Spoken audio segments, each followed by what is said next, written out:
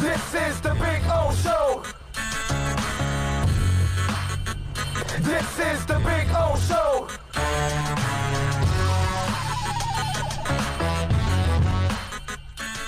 Yes, sir. We love talking some football, and Michelle Kaufman does an excellent job of covering Inter-Miami football every single day for the Miami Herald. You can follow her on Twitter at Kauf Sports, and make sure you catch her exceptional work at your doorstep or at herald.com. Make sure you subscribe like I do and support local coverage, folks. Michelle, good afternoon. How are you doing?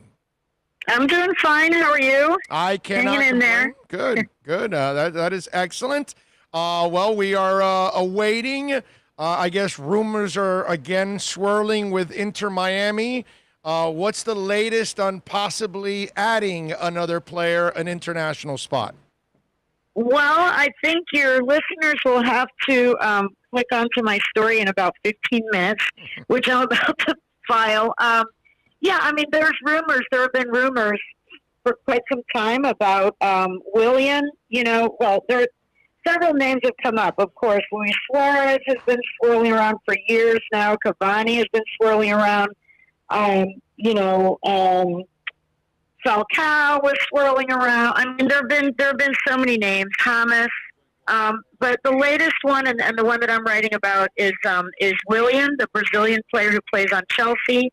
And they, apparently, according to even, I do have someone from the team who confirmed that they had been in talks. The team has been in talks with him.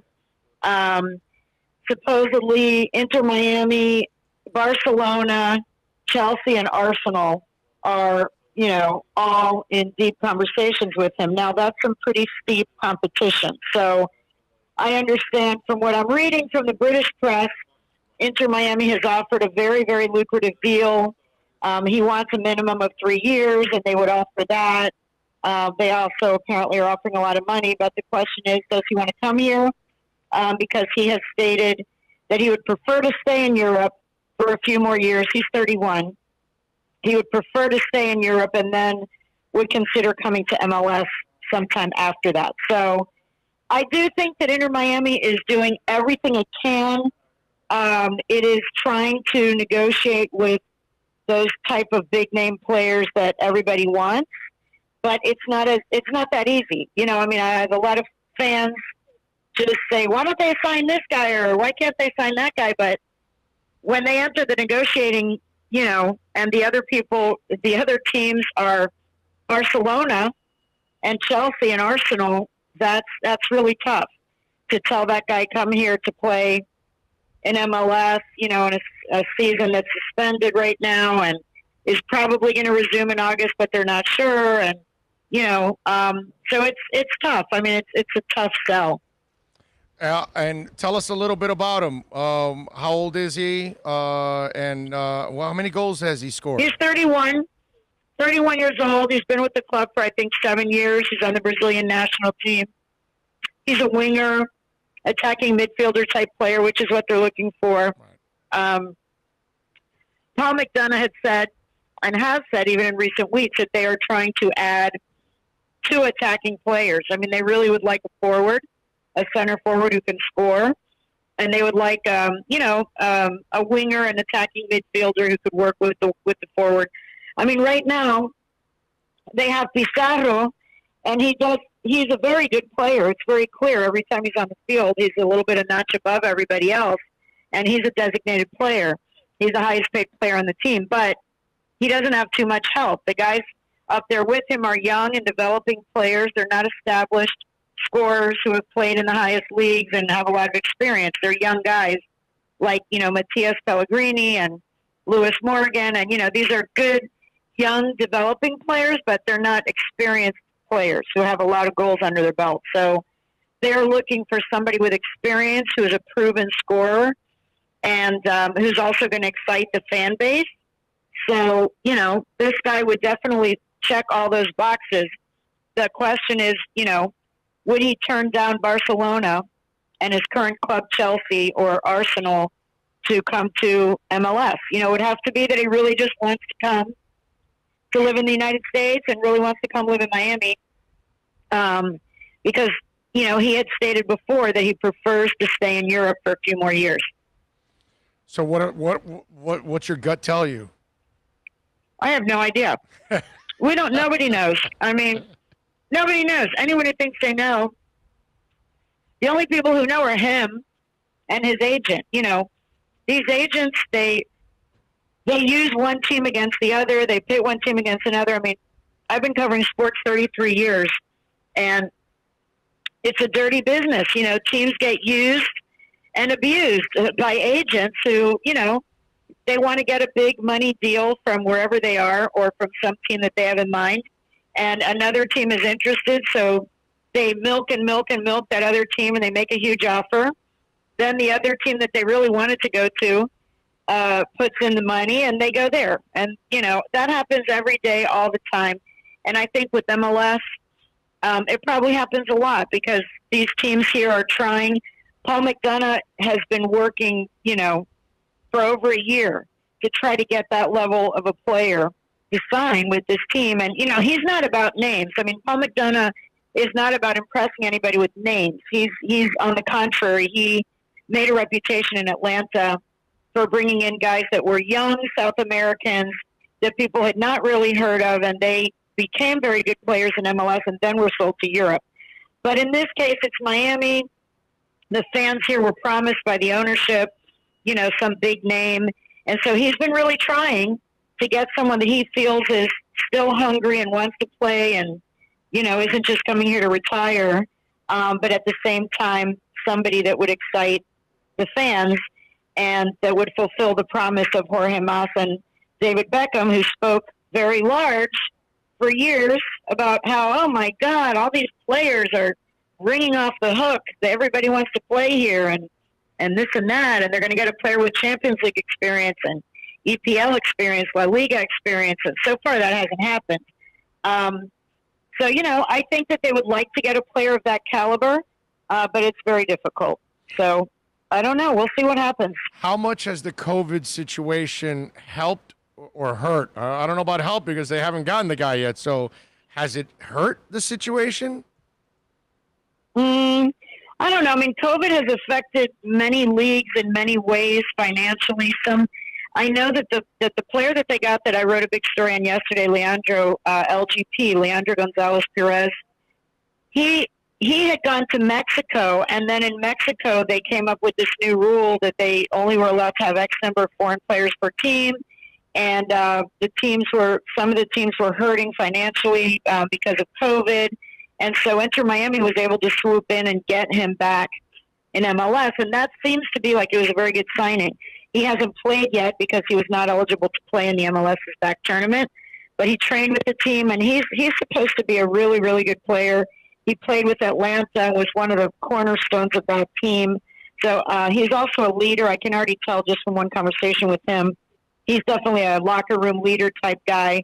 So I think that was a good signing that they got, partly because of some new things involving COVID with the Mexican League. As far as Europe, I don't know. I mean, all the teams have lost money. Everybody's losing money this year. But the European leagues are starting up way ahead of here. They're already talking about fans. The French league is going to start with 5,000 fans per game. The Bundesliga is talking about full stadiums starting on the 1st of September. So it seems like because COVID was about 4 months ahead of us, it could really hurt here because COVID over there is about 4 months ahead of where we are here. And so if the teams in Europe are already going to be playing in stadiums with fans and concessions and whatever, those teams are going to be making more money that they can spend on contracts than an MLS team who doesn't even know what it's going to do, 3 weeks from now. Yeah, but Michelle, I think all of that uncertainty definitely cannot help at the negotiating table. They're not 4 months ahead of us. They're intelligence ahead of us. That's why they've brought that thing down, and now they can go back to starting to live their lives. We're idiots. We keep going. Yeah, well, they're having outbreaks there. They are having like us. outbreaks there. But not like us. Right. Well, we're out The of French control. beaches are very, very full, which has led to some outbreaks in Spain. If you look at, there are pictures of the French Riviera and Spanish beaches that are wall-to-wall people in the French and Spanish beaches right now. So they are having some spikes over there. Now, what happened over there is that every country, the countries there are much smaller, so every country had a national plan. Over here, we have 50 states, and all the different states were doing their own thing. And so, there are, at the beginning, the outbreaks were in the Northeast, and now the outbreaks are in Florida, Texas, California, and Arizona. But, I think the difference is really just governmental. This is a very huge country with 220 million people, and the European countries are much smaller for the most part, and they had national plans, each individual country, which is like a state here. So there are countries that did very, very well in Europe. There are countries that didn't do so well. Per capita, there are countries there that did horrible. Right, but example, Spain had 2,700 cases and only 2 dead. Italy, 382 cases, only 3 dead. That's the thing. Germany, 842 cases, only 9. Are you talking about today? Like this I'm talking week, about yesterday. I'm talking about yesterday. Okay. Yesterday. And we're at 68,500 and something cases and 1,465 dead.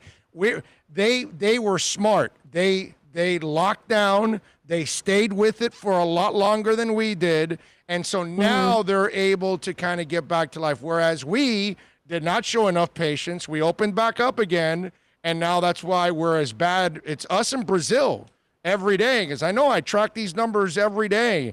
And it's us too that are leading. And India also is the other one that's in third place. But again, Europe has, that's why they're ahead of us. That's why remember that Brazil, but also look at per capita, not just total numbers, because Brazil, India, and the United States are huge countries with huge populations, far bigger than most of the countries in Europe. No, I know, but Florida's way worse than Germany. I mean, come on. Okay, that's what I'm saying. Florida's way worse than Spain. You know what I'm saying? Texas had 313 people die yesterday. Texas is worse than most of these European countries. They have done a much better job. They've been smarter. So now this leads me to this other question, because I have no faith in college football. I have no faith in the NFL. I have no faith in baseball.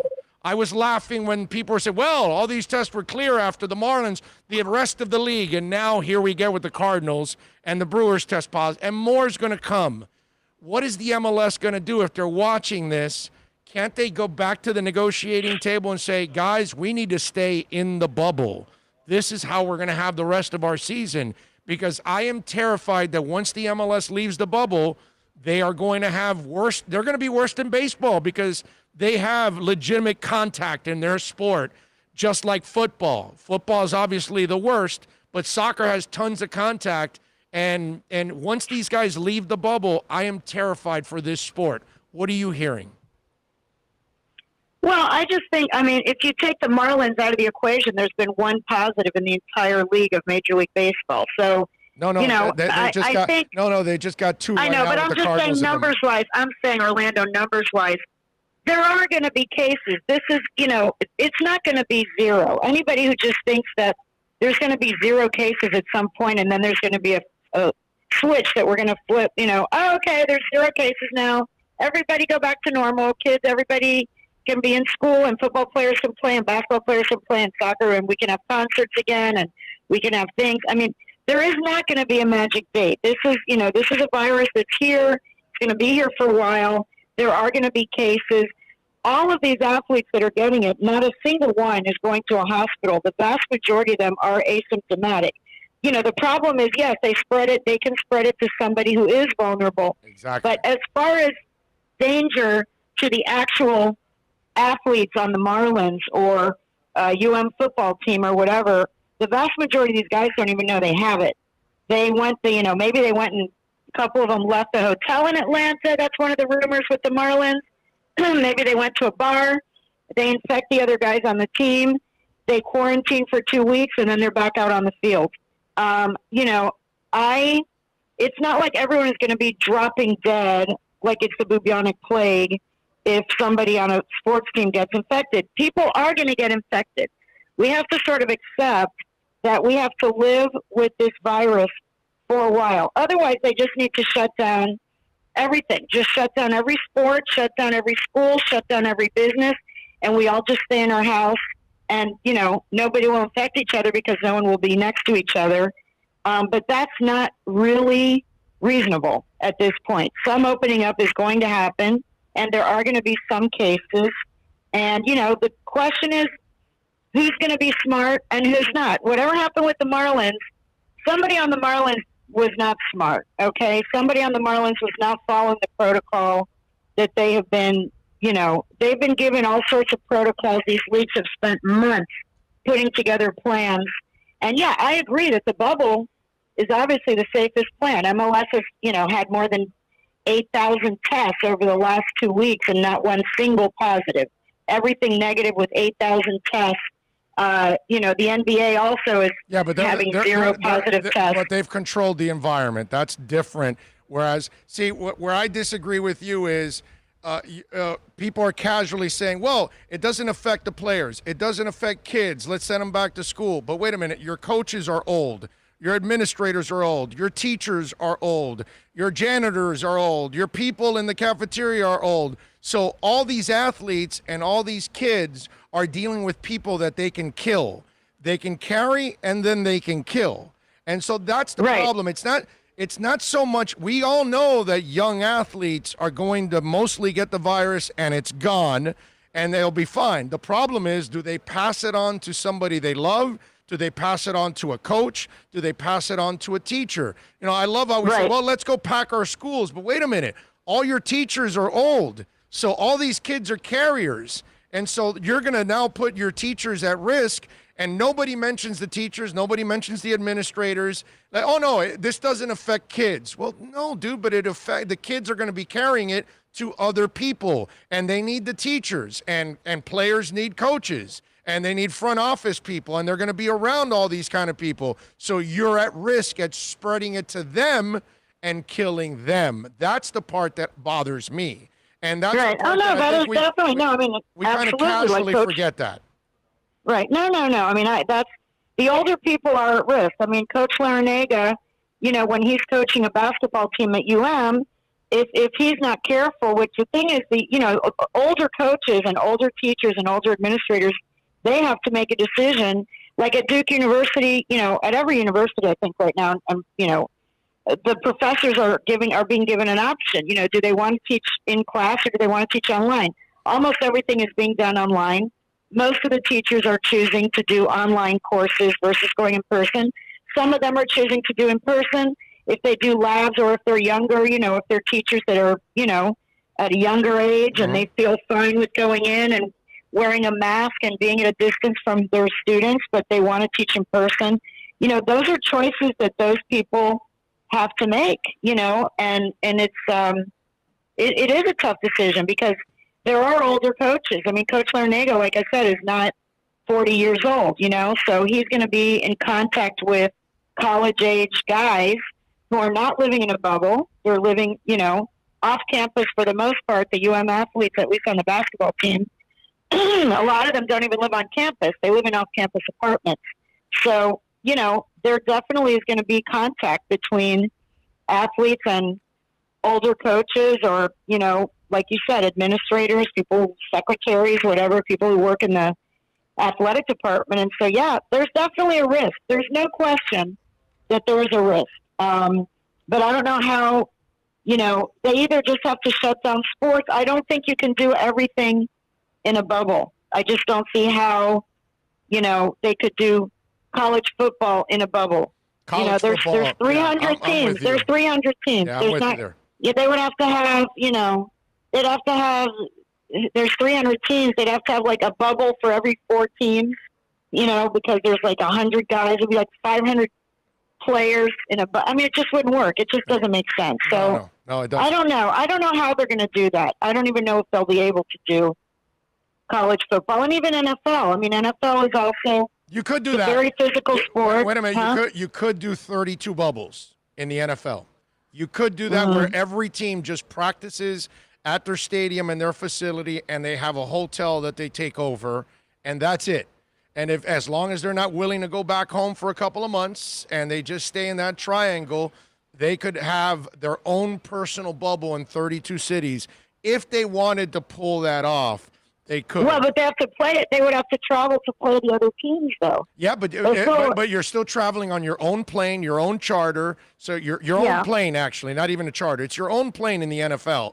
So nobody's going to be in that plane except you. Your pilots have to also be the same thing. They have to go through an entire season of being away from everybody. And then you're only dealing with the same people every day. And then those players at the visiting city, they've been quarantined too because they have their own bubble. That's the only way I think the NFL can pull it off. That's the only way, but the NFL players would have to accept that basically for the months of August, September, October, you're talking about 5 months. Yep. They're not going to leave their families for 5 months. They're just not going to do it. Pobrecito. I mean, nobody would. I don't think anybody would do that. Pobrecito. They're not going to do it. I'm telling you, they're not going to do it. Oh, wow. We have military people that don't see their families for years. No, I know there are, but that's... Give me a... They choose to go in the military. Listen, but they choose to go in the military. They know that is what's going to happen. When you choose to go in the military, you know that you're going to have to be away, and that's part of the sacrifice you make. When you're an NFL player, that is not part of your job description. So if they don't want to do it, they can just say, nope, we don't want to be away from our lives for 5 months, living in a hotel room by ourselves for 5 months.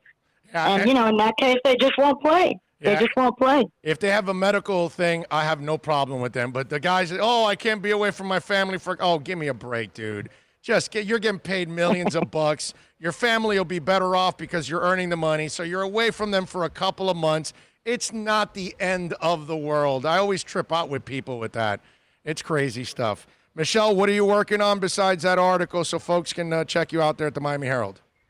What am I working on? There's just not that much going on right now. Honestly, everything is COVID. Every feature idea that I have, that I'm thinking of is all related to COVID and how it's affecting sports. Unfortunately, as this whole conversation that we've had has been about COVID. I know. We haven't really talked about anybody's record or their playing style we talked a little bit about the contract with Willian, the Brazilian player, but other than that, everything is COVID. In fact, by the way, the other news that just came out this morning is the Fort Lauderdale USL team that's affiliated with Inter Miami, their game tomorrow was just postponed because one person affiliated with the Fort Lauderdale club, they don't say if it's a player or an administrator, tested positive. So in continuing with our COVID discussion, the USL game for tomorrow between the Richmond Kickers and the Fort Lauderdale CF has been postponed because of one positive COVID test on the Fort Lauderdale side. It's a crazy world. It's a crazy world. It is. Follow her on Twitter at Kauf Sports. Catch her work there at the Miami Herald. Always doing exceptional work. Michelle, thank you for taking some time. You're awesome. All right. Take care. You got it. Bye. There you go. The great Michelle Kaufman. Love it.